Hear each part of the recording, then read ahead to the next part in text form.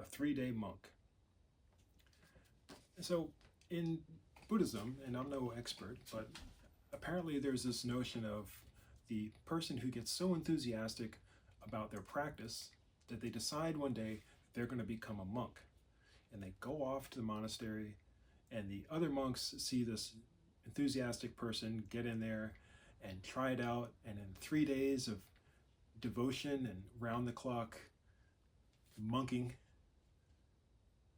at some point, 3 days later, they're like, I'm done, I can't do this anymore. A 3-day monk.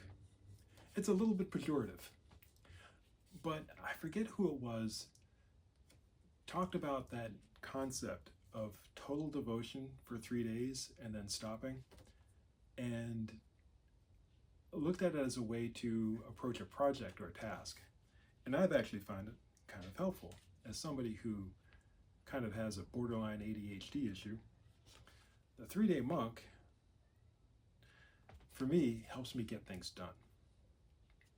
You can't do it all the time, but what you do is you basically clear your schedule, give yourself a space that is distraction-free, and kind of set your intention to focus on something for up to 3 days.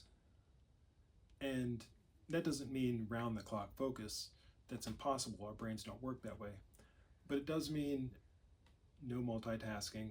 It means having one goal.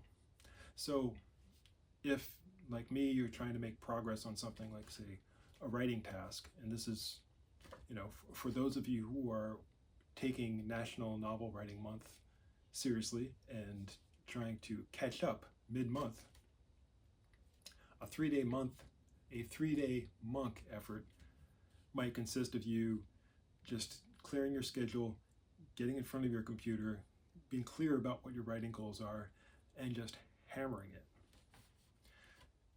And this isn't necessarily the most healthy way to work. Again, you can't do it all the time. It's kind of like a long sprint. So you do need to take breaks and rest. But the 3-day monk concept sometimes helps you nail something that maybe is a difficult task that you've been trying to get your head around, and you've just been letting other things get in the way.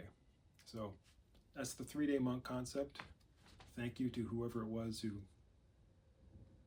put that into my consciousness, and give that a try. And if at some point you're like, hey, how come Neil hasn't responded to that LinkedIn message or whatever, I might be monking it.